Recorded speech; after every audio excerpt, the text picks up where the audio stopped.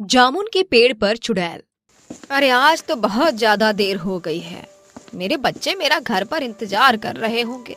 ऊपर से ये जंगल भी खत्म होने को नहीं कहता है। कितनी देर से चले जा रही हूँ। अनुराधा जंगल से लकड़ियां काटकर अपने घर को लौट रही होती है। तभी रास्ते में उसे एक बहुत बड़ा पेड़ दिखाई देता है जिस पर जामुन लटक रहे होते हैं। जामुन रात के अंधेरे में भी चमक रहे होते हैं, जिन्हें देखकर अनुराधा अपने आप से कहती है, अरे वाह, देखो तो सही, रात के अंधेरे में भी ये काले जामुन कितने चमक रहे हैं। लगता है बहुत ही स्वादिष्ट हैं। क्यों ना मैं इनको तोड़कर अपने बच्चों के लिए ले जाऊं? मेरे दोनों बच्चे बहुत खुश हो जाएंगे। ऐसा सोचकर अनुराधा पेड़ के ऊपर पत्थर मारने लगती है, लेकिन पत्थर मारने से एक भी जामुन गिर नहीं पाता। ओहो, एक भी जामुन टूट नहीं रहा। अब मैं क्या करूं? हे भगवान, काश ऐसा होता कि जोर जोर की आंधी चल जाती, जिसके बाद इस पेड़ के जामुन अपने आप टूटकर नीचे गिर जाते। तभी अचानक से बहुत तेज हवा चलने लगती है। देखते ही देखते जामुन के पेड़ से जामुन अपने आप नीचे गिरने लगते हैं। अरे वाह, ये तो चमत्कार ही हो गया। मैं तो अभी जामुन के पेड़ के हिलने की बात ही कर रही थी, तभी अचानक से आंधी चलने लगी। अब इन जामुनों को इकट्ठा कर लेती हूँ। आज तो मेरे बच्चे बहुत खुश हो जाएंगे। अनुराधा जमीन पर पड़े हुए जामुनों को उठाने लगती है। तभी उसके पीछे एक बहुत भयानक चुड़ैल आकर खड़ी हो जाती है, जो धीमी आवाज में अनुराधा से कहती है, अरे सुनो, जामुन उठाने में मैं तुम्हारी मदद करूं क्या? कहीं तुम जामुन उठाते उठाते थक ना जाओ। बहुत सारे जामुन हैं यहाँ। अगर तुम कहो तो मैं एक बार और अपने पेड़ को हिलाकर तुम्हारे लिए जामुनों को नीचे गिरा देती हूँ। आवाज सुनकर जैसे ही अनुराधा पीछे मुड़कर देखती है, उसके पीछे एक बहुत भयानक चुड़ैल खड़ी होती है, जिसे देखकर अनुराधा के हाथ से सभी जामुन नीचे गिर जाते हैं और वो बहुत घबरा जाती है। चुड़ैल, चुड़ैल, हे भगवान, चुड़ैल तू कहाँ से आ गई? जहाँ से ये जामुन आए हैं। चुड़ैल, मुझसे गलती हो गई, मुझे माफ कर दो। आइंदा मैं कभी भी इस पेड़ के जामुन नहीं तोड़ूंगी। मुझसे बहुत बड़ी गलती हो गई, मुझे माफ कर दो। ऐसे कैसे माफ कर दूं? अब तूने इतने सारे जामुन तोड़े हैं तो तुझे इन जामुनों को खाना भी पड़ेगा। ये सारे जामुन खा ले, उसके बाद यहाँ से चली जाइयो। अनुराधा चुड़ैल के डर से जामुन को उठाकर खाने लगती है। जैसे ही वो पहला जामुन खाती है, उसका शरीर जामुन की तरह काला पड़ जाता है। देखते ही देखते अनुराधा एक जामुन में बदल जाती है, जिसे उठाकर चुड़ैल अपने पेड़ के ऊपर लगा देती है। एक ऐसे ही धीरे धीरे लोगों से बने हुए जामुन मेरे पेड़ पर लगते रहेंगे तो मेरी शक्तियाँ बढ़ती रहेंगी। इतना कहकर चुड़ैल वहाँ से गायब हो जाती है। अगले दिन सुबह राजू और राधा अपनी माँ अनुराधा को गांव के चारों तरफ ढूंढते हैं, लेकिन उन्हें उनकी माँ कहीं भी नजर नहीं आती। जिसके बाद वो गांव के मुखिया के पास जाते हैं और उनसे कहते हैं, मालिक, हमारी माँ कल रात से गायब है। कोई कुछ पता नहीं चल रहा है। हमारी माँ को ढूंढने में हमारी मदद करो। मेरी माँ के अलावा हमारे इस दुनिया में और कोई नहीं था।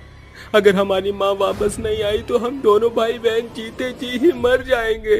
राधा और राजू को इस तरह अपनी माँ के लिए तड़पता हुआ देख मुखिया की आंखों में आंसू आ जाते हैं और वो उनसे कहता है, देखो बच्चों, तुम दोनों चिंता मत करो। तुम्हारी माँ को ढूंढने में हम तुम्हारी मदद जरूर करेंगे, लेकिन तुम दोनों अपने आप को अकेला मत समझो।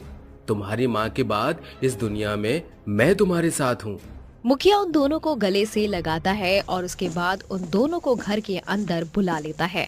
जिसके बाद मुखिया अपने कुछ लोगों को गांव में अनुराधा को ढूंढने के लिए भेज देता है। तुम सभी को मैं एक काम देता हूँ, उस औरत को किसी भी हालत में ढूंढ कर ले आओ, फिर चाहे जंगल का कोना कोना क्यों न छान लो। मैं इन बच्चों को अनाथ होते हुए नहीं देख सकता। जाओ और जल्दी लौट कर आना। मुखिया के लोग गांव भर में अनुराधा को चारों तरफ ढूंढने लगते हैं। देखते ही देखते सुबह से शाम हो जाती है, जिसके बाद वो सभी मिलकर जंगल में ढूंढने लगते हैं। अरे मुखिया ने हमें आदेश तो दे दिया, लेकिन सुबह से शाम हो गई, हमें वो औरत कहीं भी नहीं मिल रही है। अरे धरती निकल गई या आसमान निकल गया उस औरत को? अगर मरी भी होगी तो उसकी लाश तो कहीं ना कहीं होगी ना। पता नहीं कहाँ गायब हो गई वो औरत। तुम लोग बातें कम करो और काम ज्यादा। एक काम करते हैं, हम सभी अलग अलग दिशाओं में जाते हैं, कहीं ना कहीं तो हमें उस औरत का कोई सुराग जरूर मिलेगा। लांबा की बात सुनकर सभी लोग अलग अलग दिशा में निकल जाते हैं, जिसके बाद लांबा उस औरत को ढूंढते ढूंढते जामुन के विशाल पेड़ के पास पहुंच जाता है, जहां उसे जामुन रात के अंधेरे में भी चमकते हुए दिखाई देते हैं। इतना बड़ा जामुन का पेड़, अरे वाह, ये तो बहुत ही खूबसूरत लग रहा है। एक काम करता हूँ, कुछ जामुन तोड़कर खा लेता हूँ, वैसे भी सुबह से कुछ खाया नहीं है। लांबा पत्थर मारकर जामुनों को तोड़ने की कोशिश करता है। तभी उनमें से एक जामुन नीचे गिर जाता है। जैसे ही लांबा उस जामुन को उठाने जाता है, उसके पीछे एक बहुत भयानक चुड़ैल खड़ी होकर उससे कहती है, अगर तुम्हें और जामुन खाने हैं तो मुझे बताओ, मैं पूरे पेड़ को हिलाकर तुम्हारे लिए जामुन तोड़ दूंगी। अपने पीछे एक बहुत भयानक चुड़ैल को देखकर लांबा बहुत ज्यादा डर जाता है, जिसके बाद वो डरते हुए चुड़ैल से कहता है, चुड़ैल, तू कैसे, कौन है तू और मेरे पीछे खड़ी होकर क्या कर रही है? मेरे जामुन तोड़कर मुझी से पूछते हो कौन हूँ मैं? चलो, अब जब तुमने मेरा जामुन तोड़ा ही है तो इसे खा भी लो। नहीं नहीं नहीं, मुझे कोई जामुन नहीं खाना, मुझे जाने दो यहाँ से। पहले जामुन खाओ, उसके बाद चले जाना, मैं तुम्हें नहीं रोकूंगी। चुड़ैल के डर से लांबा जामुन खा जाता है, जिसके बाद देखते ही देखते वो खुद एक जामुन में बदल जाता है, जिसे उठाकर चुड़ैल अपने जामुन के पेड़ पर लगा देती है। लेकिन ये सब कालू एक पेड़ के पीछे से छुपकर देख लेता है, जिसके बाद वो जंगल से निकलकर सीधा मुखिया के पास जाकर उसे जंगल में हुई पूरी घटना के बारे में बताता है। क्या कहा? चुड़ैल? लगता है हमारे गांव में इस चुड़ैल की वजह से ही लोग गायब होते जा रहे हैं। हमें उसका कुछ न कुछ तो करना ही होगा। ये सोचकर मुखिया एक तांत्रिक बाबा को जंगल में लेकर पहुंच जाता है, जिसके बाद तांत्रिक बाबा उस जामुन के पेड़ के सामने खड़े होकर एक मंत्र का जाप करते हैं। वक्रतुंड महाकाय सूर्यकोटि समप्रभा निर्विघ्नं कुरु मे देव सर्वकार्येषु सर्वदा। तांत्रिक के मंत्र को सुनते ही चुड़ैल जामुन के पेड़ से बाहर आती है और तांत्रिक से कहती है, क्यों बे तांत्रिक, तेरी इतनी हिम्मत कि तो मुझे पुकारे? रुक, तुझे तो मैं अभी बताती हूँ। इतना कहने के बाद चुड़ैल तांत्रिक के ऊपर हमला करने लगती है, लेकिन तांत्रिक अपनी झोली से भभूति निकालकर चुड़ैल के ऊपर फेंक देता है, जिसके बाद चुड़ैल बहुत ज्यादा कमजोर पड़ जाती है। चल चुड़ैल, बहुत हुआ तेरा नाटक, जल्दी से बता, आखिर तू ये सब क्यों कर रही है? शक्तिशाली, मैं बहुत ज्यादा शक्तिशाली होने के लिए सब कर रही हूँ। ये सब मुझे करने के लिए चांडाल ने कहा था। देख चुड़ैल, मेरी बात मान और यहाँ से चली जा, नहीं तो अंजाम अच्छा नहीं होगा। नहीं जाऊंगी, नहीं जाऊंगी, कहीं नहीं जाऊंगी। तांत्रिक के कई बार समझाने के बाद भी चुड़ैल उसकी एक नहीं सुनती, जिसके बाद तांत्रिक बाबा जामुन के पेड़ के ऊपर गंगा जल छिड़क देते हैं। तभी अचानक से पेड़ के अंदर से आग के शोले निकलने लगते हैं। देखते ही देखते पूरा पेड़ आग की चपेट में आ जाता है। वहीं दूसरी तरफ चुड़ैल भी उसके साथ साथ जलकर राख हो जाती है, जिसके बाद से गाँव वालों को चुड़ैल से मुक्ति मिल जाती है। रात के तकरीबन 8 बज रहे थे। सड़कें एकदम सुनसान थीं। उस वक्त हरिया अपने काम पर से घर लौट रहा था कि तभी वो अपने थैले में हाथ डालता है और पैसों की गड्डी को हाथ में लेकर खुशी से हंसकर बोलता है, अरे क्या बात है, आज तो मुझे इतने पैसे मिले हैं और मालिक ने ऊपर से मेहरबान होकर मुझे एक्स्ट्रा पैसे भी दे दिए। आज तो सरला इन पैसों को देखकर खुश हो जाएगी। ये कहकर वो लगातार चलने लगता है कि तभी उसे अपनी पीछे किसी के चलने के कदमों की आहट महसूस होती है और तभी वो पीछे मुड़कर देखता है, लेकिन उसे वहां कोई नजर नहीं आता। तभी वो कहता है, लगता है कोई चोर लुटेरे मेरे पीछे पड़े हुए हैं, मुझे जल्दी जल्दी चलना चाहिए। इतना कहकर वो फिर से जल्दी जल्दी चलने लगता है।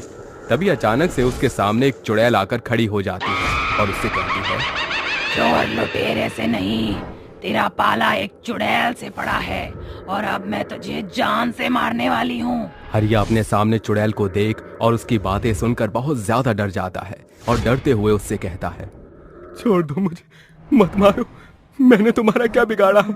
हरिया चुड़ैल के सामने बहुत रोता गिड़गिड़ाता है, लेकिन उसे चुड़ैल मार देती है और उसकी मुंडी काट उसके शरीर के 2 टुकड़े कर देती है और वो सारा पैसा उठा लेती है और ले जाकर एक घर के बाहर दरवाजे पर रख देती है और दरवाजा खटखटाकर चली जाती है।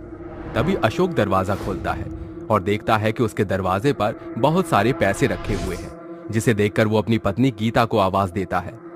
गीता, जल्दी इधर आओ, देखो किसी ने हमारे दरवाजे पर बहुत सारा पैसा रख दिया है। तभी गीता वहां पर आती है और वो ये सब देख अपने पति अशोक से कहती है, ये इतने सारे पैसे कौन यहाँ रखकर चला गया है? ये तो मुझे नहीं पता, पर शायद कोई भला ही इंसान होगा जिसने हमारी मदद की है। शायद आप सही कह रहे हैं। वैसे भी हम दोनों ने 2 दिनों से कुछ नहीं खाया और घर में एक अनाज का दाना भी नहीं है। अब इन पैसों से हम कल अनाज खरीद लाएंगे। इतना बोलकर दोनों भगवान को धन्यवाद करते हैं और जाकर सो जाते हैं। अगले दिन सुबह हरिया की लाश गांव वालों को मिलती है, जिसे देख गांव वाले बहुत ज्यादा डर जाते हैं और उसकी मौत की खबर पूरे गांव में फैल जाती है। और फिर ऐसे ही हर रात चुड़ैल लोगों को मारती है और उनका पैसा और खाना लाकर अशोक और गीता के घर बाहर रख देती है और वहां से चली जाती है। एक बार फिर से गांव में 2 आदमी बात करते हुए अपने घर की तरफ जा रहे थे। तुम्हें पता है रमेश, मैंने अशोक को बहुत सारे पैसों के साथ बाजार जाते हुए देखा। मुझे ये समझ में नहीं आ रहा उसके पास इतने पैसे कहां से आए। क्या तुम सच कह रहे हो? अभी कुछ दिनों पहले तो उसके खाने के भी लाले पड़े थे, अचानक से उसके पास इतने पैसे कहां से आ गए? दोनों बात कर ही रहे होते हैं कि तभी अचानक से उनके सामने चुड़ैल आ जाती है, जिसे देखकर दोनों बहुत ज्यादा डर जाते हैं। तभी डरते हुए भानु चुड़ैल से बोलता है, चुड़ैल जी, हमें छोड़ दो, मत मारो, हमें जाने दो, हमें यहाँ से जाने दो चुड़ैल। तुम्हें क्या लगता है मैं तुम्हें छोड़ दूंगी? कभी नहीं। मैं तुम्हारी मौत हूँ और तुम्हें मार कर ही यहाँ से जाऊंगी। जिसके बाद चुड़ैल उन दोनों को मारकर उनके शरीर के टुकड़े कर देती है। अगले दिन सुबह गांव वालों को उन दोनों की लाश मिलती है, जिसे देखकर वो लोग डर जाते हैं। पूरे गांव में डर का माहौल फैल जाता है कि तभी कुछ लोग दौड़कर गांव के सरपंच के पास आते हैं और उनसे बोलते हैं, सरपंच जी, गांव में अचानक से लोगों की मौतें होती जा रही हैं। इससे सभी लोग बहुत ज्यादा डरे हुए हैं। अगर ऐसा ही चलता रहा तो एक दिन गांव में एक भी इंसान नहीं बचेगा। तुम सभी लोग डरो मत और अपने अपने घर जाओ, मैं कुछ करता हूँ। जिसके बाद सभी लोग वहां से चले जाते हैं। तभी सरपंच मन ही मन सोचता है, शायद गांव के लोगों को कोई प्रेत आत्मा मार रही है। मुझे अपने गांव के लोगों को उससे बचाना होगा। इतना बोलकर सरपंच एक तांत्रिक बाबा के पास जाते हैं और उनसे बोलते हैं, बाबा, कुछ दिनों से हमारे गांव में लोगों की मौतें होती जा रही हैं और मुझे इन मौत के पीछे किसी प्रेत आत्माओं का हाथ लग रहा है। कृपा करके हमारी मदद करिए और हमारे गांव को उससे मुक्ति दिलाइए। तुम चिंता मत करो बेटा, मैं तुम्हारी मदद शीघ्र करता हूं। इतना बोलकर बाबा अपनी आंखें बंद कर ध्यान लगाते हैं और थोड़ी देर बाद आंखें खोलकर सरपंच से बोलते हैं, तुम्हारे गांव के लोगों को एक चुड़ैल मार रही है, जो कि गीता और अशोक की बेटी है। साहूकारों ने उसकी जमीन को जबरदस्ती जब्त कर लिया था, जिसकी वजह से वो लोग पाई पाई के मोहताज हो गए थे। उसी बीच उनकी बेटी की तबीयत खराब हो गई थी और पैसा न होने की वजह से उसका इलाज नहीं हुआ और उसकी मौत हो गई। उसके बूढ़े माँ बाप ने गांव के बहुत से लोगों से मदद मांगी, लेकिन किसी ने भी उसकी मदद नहीं की। इसलिए अब वो तुम लोगों से अपनी मौत और अत्याचार का बदला ले रही है। तांत्रिक बाबा की बात सुनकर सरपंच उनसे विनती करते हुए बोलता है, बाबा, हम मानते हैं कि हम गांव वालों से गलती हुई है, लेकिन आप इस समस्या का समाधान निकालिए और उस चुड़ैल से हम सबकी जान बचाइए। बाबा, हम दोबारा फिर कभी ऐसी गलती नहीं करेंगे। तभी तांत्रिक बाबा सरपंच से बोलते हैं, मैंने इसके लिए एक उपाय निकाला है, लेकिन इस विधि को करने से पहले उस चुड़ैल के बूढ़े माँ बाप को यहां लेकर आना होगा, तभी इस पूजा को शुरू किया जाएगा। जिसके बाद गांव का सरपंच चुड़ैल के बूढ़े माँ बाप को लेकर तांत्रिक बाबा के पास आ जाता है और तभी तांत्रिक बाबा यज्ञ के आग में घी डालकर मंत्र पढ़ना शुरू कर देते हैं। ओम ह्रीं क्लीं चामुंडाय विच्चे नमः। मंत्र की आवाज सुनकर चुड़ैल वहां प्रकट हो जाती है और गुस्से में तांत्रिक से बोलती है, बता तांत्रिक, तूने मुझे यहाँ क्यों बुलाया है? तूने मुझे यहाँ बुलाकर बहुत ही बड़ी गलती कर दी है। अब तू भी इन गांव वालों के साथ मारा जाएगा। मैं मानता हूँ साहूकार ने तेरे परिवार के साथ बहुत गलत किया, जिसका बदला तूने उन्हें और बहुत से लोगों को मारकर ले लिया है। अब तू इन बेकसूर लोगों को मत मार और यहाँ से अपनी दुनिया में वापस चली जा। नहीं, मैं यहाँ से कहीं नहीं जाऊंगी। इस पूरे गांव के लोगों को मारकर इस गांव को शमशान बना दूंगी। और तू मेरे मामले में मत पड़ तांत्रिक। तेरी भलाई इसी में है कि तू चुपचाप यहाँ से चला जा। चुड़ैल ये सब बोल ही रही होती है कि तभी उसकी नजर उसके माँ बाप पर जाती है, जिसे देखकर वो चुप हो जाती है। तभी उसके माँ बाप उससे बोलते हैं, हमें पता चल गया है बेटी, वो तू ही थी जो इतने समय से हमारी मदद कर रही थी, कभी पैसों से तो कभी खानों से। लेकिन अब तू अपनी दुनिया में वापस चली जा, तभी तुझे मुक्ति मिलेगी। इनके कामों की सजा खुद इन्हें भगवान दे देंगे बेटा। तो इन्हें मारकर अपने हाथ मैले मत कर। माँ बाप की बात सुनकर चुड़ैल को एहसास हो जाता है कि वो जो कर रही थी वो गलत है, जिसके बाद वो उन सभी से माफी मांगकर वहां से गायब हो जाती है। इसके साथ ही गांव चुड़ैल के आतंक से मुक्त हो जाता है। चुड़ैल की खूनी रोटियां। तन्मय, तुम्हारे पेट में फिर से चूहे दौड़ने लगे क्या? हाँ बेबी, तुम तो जानती हो ना कि मेहनती बंदे को कितनी भूख लगती है। एक नवविवाहित दंपति आधी रात गाड़ी में सवार आगे बढ़ रहे थे। तन्मय देखो, मैं इतनी रात में जाकर तुम्हारे लिए रोटियां नहीं सेकने वाली, समझे?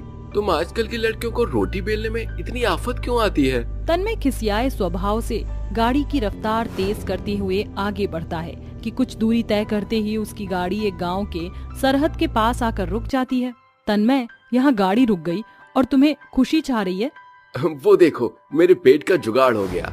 दरअसल गांव के सीमा के बाहर एक औरत मड़ई में बैठी रोटियां सेक रही होती है। अरे सुनो रोटी वाली, जरा खाने की एक थाल तो लगाना। आर यू मैड तन्मय? तुम इस औरत के हाथों की रोटियां खाओगे? कितनी गंदी तरह से मिट्टी पर पसर कर रोटियां बना रही है। मेम साहब, आप शहरी लोगों की यही कमी है। अगर आप ये एक रोटी का निवाला भी खाएंगी तो शहर के 56 भोग भूल जाओगी। औरत रोटियां सेक कर तन्मय को दे देती है। तन्मय रोटी का एक निवाला खाते ही बोलता है, वाह, सचमुच तुम्हारे हाथ की रोटियों में तो जादू है, कितनी मिठास है। अचानक से तन्मय के गले की खाल उधड़ने लगती है और उसके गले से बहने वाले खून से सारे कपड़े सन जाते हैं। वो कराते हुए जमीन पर चित हो जाता है। मौली, अरे बचाओ मुझे, अरे मेरी जान जा रही है। तन्मय उठो, क्या मिला था उस रोटी में जो तूने मेरे पति को खिलाया? बोल चुड़ैल। औरत शातिर हंसी हंसने लगती है। तभी आसमान का रुख एकदम से भयानक हो जाता है, जिसके संग औरत चुड़ैल के भयानक रूप में आ जाती है। तुम चुड़ैल हो? हाँ, मैं चुड़ैल हूँ। जो भी मेरे बनाए खूनी रोटियां खाएगा वो मारा जाएगा। मौली फुर्ती से भागने के खातिर जैसे ही आगे बढ़ती है, चुड़ैल उसके एकदम सामने आकर एक रोटी उसके मुंह में भरते हुए कहती है, ले खा, ठूस मेरी बनाई रोटियों में कमी निकलकर खिल्ली उड़ाई थी ना, अब भुगत। बौखलाई चुड़ैल अपनी खूनी रोटियां खिलाकर उसे ढेर कर देती है। अगली भोर कुछ कंस्ट्रक्शन वर्क के लोग वहां जब काम करने आते हैं तो उनकी नजरें चकाचौंध रह जाती हैं। अरे ये सब हो क्या रहा है? मेरे तो कुछ भी पल्ले नहीं पड़ रहा। आखिर ये झोपड़ी रोज रोज कैसे यहाँ खड़ी हो जाती है? जरूर इस जमीन पर किसी भूतनी का साया पड़ चुका है। क्या वाहियात बातें कर रहे हो? देखो, चाहे कुछ भी हो जाए, ये कंस्ट्रक्शन का काम नहीं रुकना चाहिए। मैं तुम्हें हर दिन के दुगने पैसे दूंगा, बस तुम मन से काम करो। जल्द से जल्द यहाँ विक्रम बजाज का होटल खुलेगा। पैसों के लालच में आकर सभी वर्कर देर रात तक काम करने लगते हैं। तभी चुड़ैल भेष बदल कर खाने से भरा डेला लाते हुए कहती है, गर्मा गर्म रोटी खा लो। वर्कर की झुंड में काम कर रहा एक सरदार कहता है, अरे पुक्के मारे पेट में चूहे दौड़ रहे हैं ना। ओए वीरो, कि आज रोटी शोटी खाना तो विचार नहीं हैगा। चलो छेदी छेदी आ जाओ। फंस गया शिकार। अब जैसे ही ये सभी मुझ चुड़ैल की खूनी रोटियां खाएंगे, इनका खेल खत्म। अरे पहला हूँ रोटी परोस दे छेदी। ये लो सरदार जी, शुरू करो। चुड़ैल सभी के आगे अपनी बनाई खूनी रोटियां परोस देती है। ओए ओए, मक्के दी करारी रोटियां दे सरसों दा साग कितने वक्त बाद नसीब होया है। अरे अरे सरदार जी, खाते वक्त बात नहीं करते।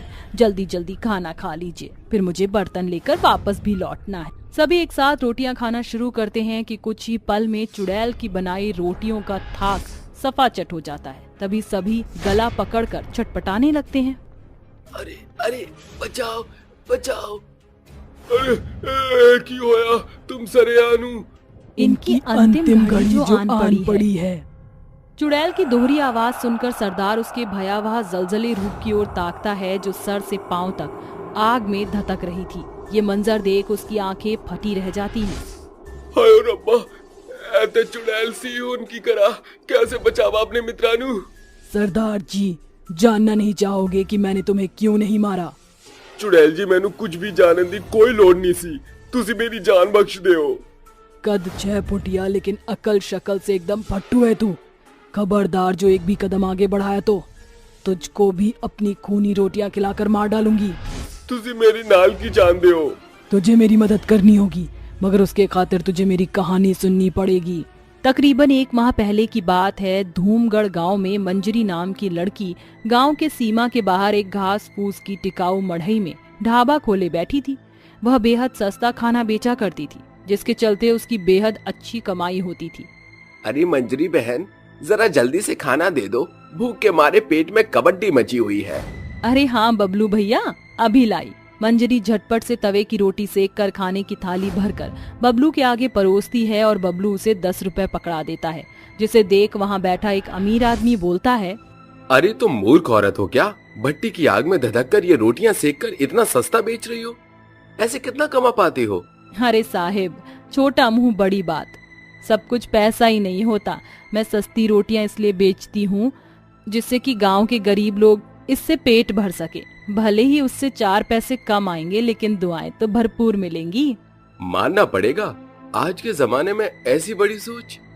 हर दिन के साथ मंजरी के हाथों की रोटियां खाने वाले लोगों की भीड़ बढ़ती जा रही थी, जिससे उसकी आमदनी भी दुगनी होने लगती है। पर एक रोज एक बड़ी सी गाड़ी उसकी गुमटी के आगे रुकती है, जिसमें से एक सूट बूट पहना रईस इंसान निकलता है। सुनो 2 टके की छोकरी, अपना ये चूल्हा चौका और ये जली भुनी रोटियां उठा और रफा दफा हो। आप मुझे मेरी जगह से निकालने वाले होते कौन हैं? ये ऐसे नहीं मानेगी, आगे बढ़ो और बुलडोजर चढ़ा दो। तेजी से आ रही बुलडोजर मंजरी की आंखों के सामने सब कुछ कुचल देता है। तुम अमीर अपने आप को क्या समझते हो? ये ढाबा मेरे सालों की मेहनत का फल था, मेरी जीविका का एकमात्र सहारा था।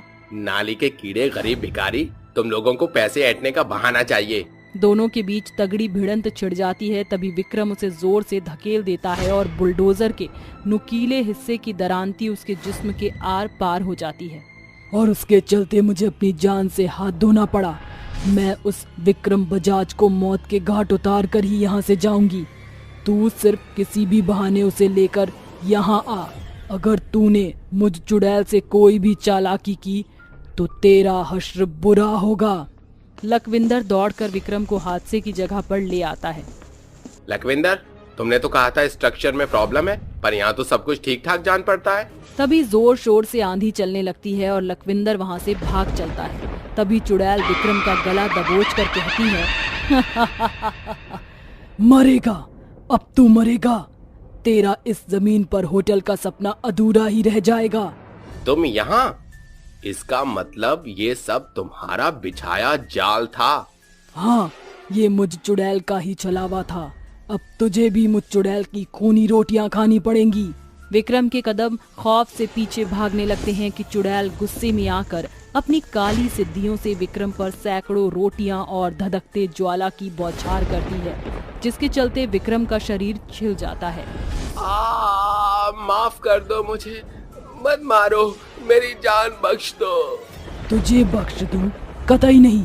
तूने मेरी रोटियों का धंधा चौपट किया था, तेरी मौत तो आज होकर रहेगी।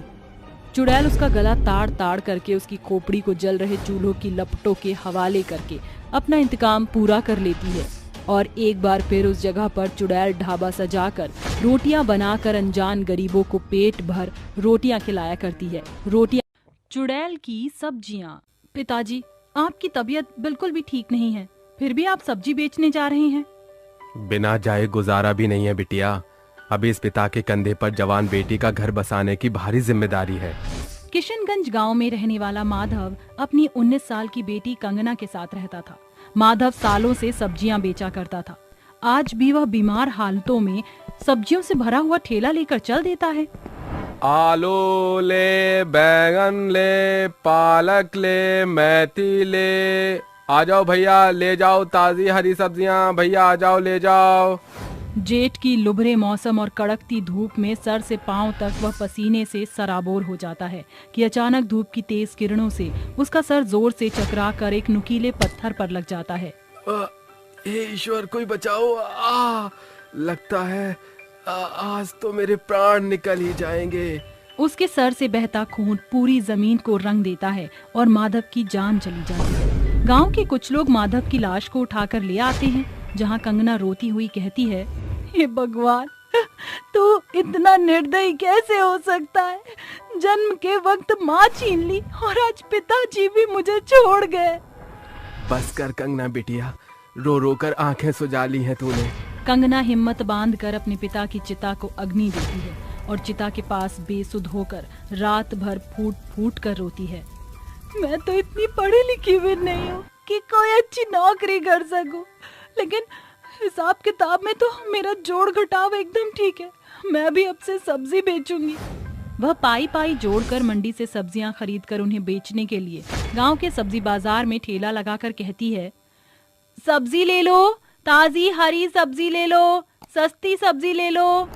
अरे ओ सब्जी वाली, ये भिंडी कैसे दी? 10 रुपए पाव है बाबूजी। अरे वाह, तुम तो बड़ी ही सस्ती और ताजी सब्जियां बेच रही हो। बाकी सब्जी वाले ने तो लूट मचा रखी है, सुनार के भाव सब्जियां बेच रहे हैं। ये सुन बाकी के 3 ठेले वाले गुस्से से बौखलाकर कहते हैं, अरे पप्पू, ये तो तेरा ग्राहक है ना? देख, आज इस छोकरिया से सब्जियां ले रहा है।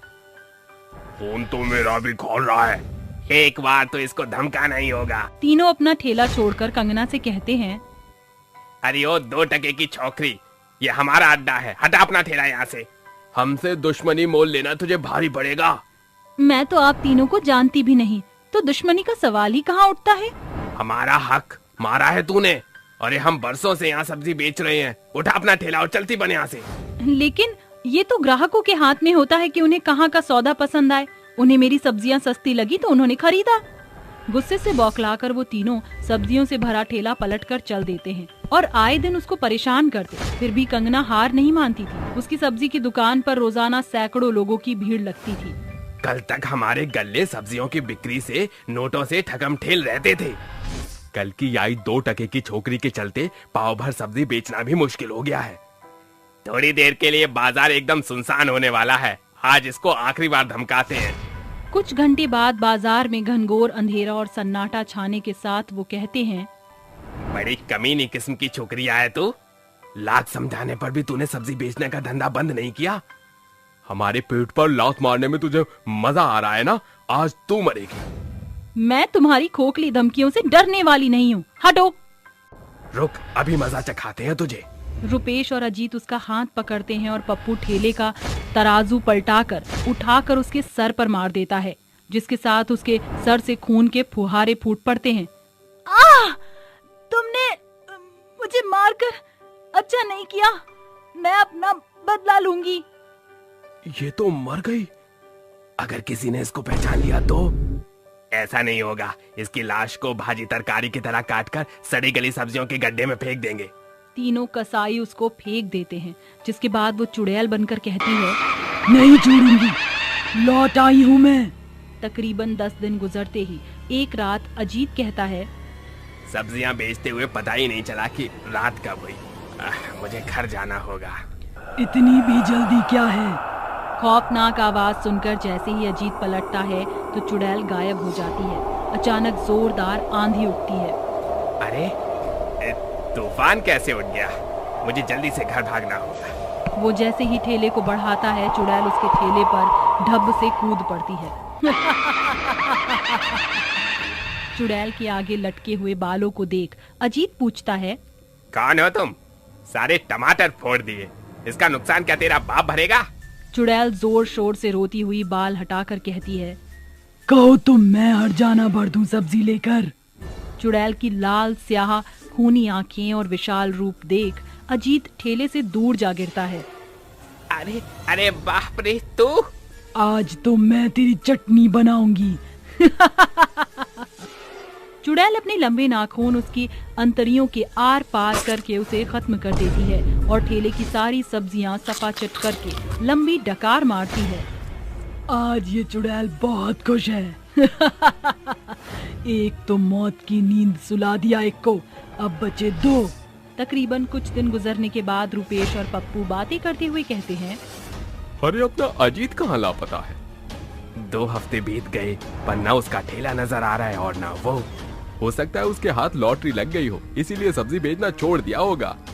10 बज गए यार, अब कोई भी ग्राहक सब्जी खरीदने तो आने से रहा। चल घर चलते हैं। दोनों अपनी सब्जियों का ठेला बढ़ाते हुए चल पड़ते हैं। तभी चुड़ैल उनके पीछे आवाज लगाती हुई ठेला बढ़ाकर कहती है, सब्जी ले लो, ताजी हरी सब्जी ले लो। सुबह से ना एक आलू बिका है, ना बिका है आधा कांदा। ऐसे आखिर कैसे चलेगा सब्जी बेचने का धंधा? आवाज सुनकर दोनों चुड़ैल की तरफ पलटते हैं कि पप्पू चुड़ैल के पास बढ़कर कहता है, अरे तुम सब्जी वाली हो कि कबाड़ी वाली? ये बिखरी जुल्फें गंदे कपड़े पहनकर सब्जी बेचोगी तो ग्राहक तो क्या फकीर भी नहीं आएगा। पर तुम तो आ गए ना मरने के लिए। चुड़ैल तू फिर लौट आई? अरे रुपेश कुछ कर, वरना ये चुड़ैल मुझे गाजर मूली की तरह काट डालेगी। चुड़ैल पप्पू को काली शक्तियों से बैंगन में बदल कर कहती है, अब देख कैसे मैं तेरा बर्ता बनाती हूँ। चुड़ैल उस बैंगन को आसमान में उछालकर अपनी आंखों की ज्वाला से झुलसाकर बैंगन बने रुपेश को मसल देती है। इससे पहले कि मैं भी मारा जाऊं, मुझे गांव भागना होगा। पप्पू 100 की रफ्तार से गांव की तरफ भागता है। चुड़ैल भी अपने सब्जी के ठेले के साथ उसके पीछे भागती है। कहाँ भाग कर जाएगा, आज तुझे मरना ही होगा। पप्पू गांव में बैठे लोगों की झुंड के बीच आ गिरता है। अरे भाई कौन हो तुम और इतना घबराए हुए क्यों लग रहे हो? चुड़ैल, एक चुड़ैल मेरा पीछा कर रही है, मुझे बचा लो। चुड़ैल सब्जी से भरे ठेले को पप्पू की ओर धकेल कर कहती है, तुझे मरने से गांव वाले तो क्या यमराज भी नहीं बचा सकता। अरे सरपंच जी, ये तो अपनी कंचन है। पर अब ये इंसान नहीं चुड़ैल बन चुकी है। चुड़ैल पप्पू को उठाकर सब्जियों के ठेले पर धोबी पछाड़ मारकर कहती है, मुझे मारा था ना, अब तू भी मर। रुको, आखिर क्यों मार रही हो इस बेचारे को? ये सुनकर चुड़ैल की आंखों में खून उतर आता है और पूरा गांव आंधी की चपेट में आ जाता है। बेचारा नहीं, कसाई है ये। इसने अपने 2 साथियों के साथ मिलकर मुझे बेरहमी से मारकर मेरी बोटियों को सब्जी के खत्ते में फेंक दिया था। आज मैं इसकी जान ले लूंगी। मुझे माफी दे दो चुड़ैल। छोड़ दो चुड़ैल इसको। मैं इस हत्यारे को किसी कीमत पर नहीं छोड़ूंगी। खबरदार, जो किसी ने मेरे बीच में आने की कोशिश की तो मैं उसे भी मार डालूंगी। चुड़ैल गांव के लोगों पर सब्जियों की बरसात करते हुए अपने विशाल रूप में आकर पप्पू को अपने हाथ में उठाकर मसलते हुए खाने लगती है।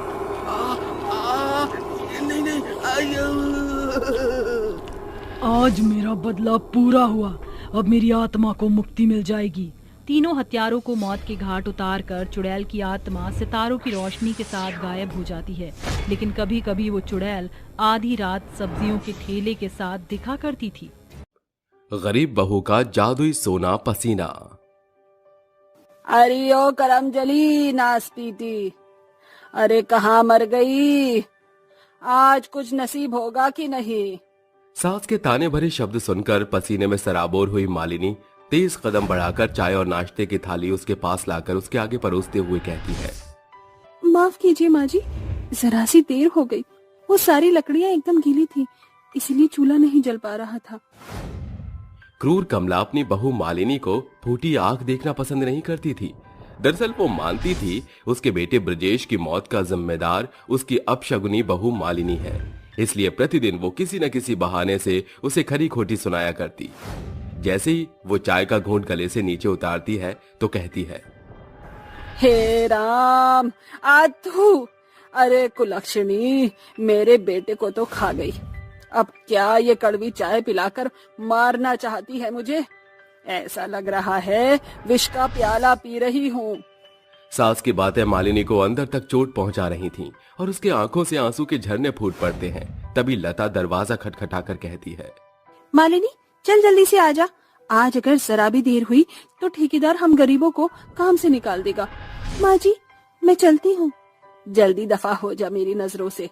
तेरी शक्ल मुझे फूटी आंख नहीं सुहाती। फिर वो लता के साथ चल पड़ती है। तभी लता उससे कहती है, मालिनी तू अपनी सास की ज्यादतियों का जवाब आखिर क्यों नहीं देती? वो तुझ पर कितना अत्याचार करती है, जबकि दिन भर पसीना बहाकर मेहनत मजदूरी करके तू उसका पेट पाल रही है। तेरी सास पर जरा जुबान से कड़वी है, दिल से बुरी नहीं है। उन्हें लगता है कि ब्रिजेश की मौत की जिम्मेदार मैं हूँ, इसीलिए वो मुझसे उखड़ी हुई रहती हैं। सूर्यदेव एक दिन मेरे जीवन के अंधेरे को जरूर दूर करेंगे। पति की मौत के बाद घर की जरूरतें पूरी करने के लिए मालिनी के सिवा और कोई नहीं था। वो गांव में घरों के निर्माण में ईंट पत्थर ढोने की मजदूरी करके खुद का और अपनी सास का पेट पालती थी। मई की कड़कती धूप शुरू हो चुकी थी। तेज लू की लहर में सभी मजदूर पसीना बहाकर परिवार चलाने के लिए काम कर रहे थे। तभी मालिनी जो पसीने से तर हो चुकी थी, सूरज की तरफ देखकर कहती है, हे सूर्यदेव, आपकी किरणें तो सारे संसार को उजागर करती हैं, पर इस घड़ी आपकी ये तेज रोशनी हम गरीबों से सहन नहीं हो पा रही। सभी गरीब मजदूर सर से लेकर पांव तक पसीने से भर चुके हैं। हमारी जीविका इसी मजदूरी पर निर्भर करती है। कृपया आप अपनी तेज लौ को छाया में बदल दीजिए।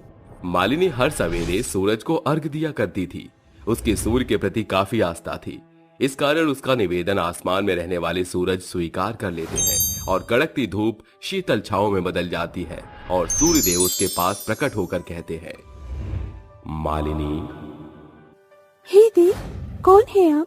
मैं वो हूँ जिसे तुम प्रतिभोर अर्घ देती हो। मैं इस जगत को उजियारा करने वाला सूर्य देव हूँ। अश्रु मत व्यर्थ करो, क्यों चिंता करती हो? नियति ने इस दुखियारी गरीब के भाग्य में आंसू के सिवा छोड़ा ही क्या है प्रभु। विवाह के कुछ ही दिनों में ईश्वर ने मेरा सुहाग छीन लिया और सास हर दिन मुझे अपशगुनी कहकर ताने मारती है। अब तो जीने की इच्छा ही खत्म हो गई है। कब तक मैं ऐसे ही पसीना बहाकर मजदूरी करती रहूंगी? अब और नहीं होता। ये सुनकर सूर्यदेव कहते हैं, जिस पसीने को बहाकर तुम इतना कठिन परिश्रम कर रही हो, मैं तुम्हें वरदान देता हूं कि आज से तुम्हारा यही पसीना सोने में बदलकर तुम्हारे तमाम दुख और कष्टों का निवारण करेगा और तुम औरों की भी सहायता का केंद्र बनोगी। तथास्तु।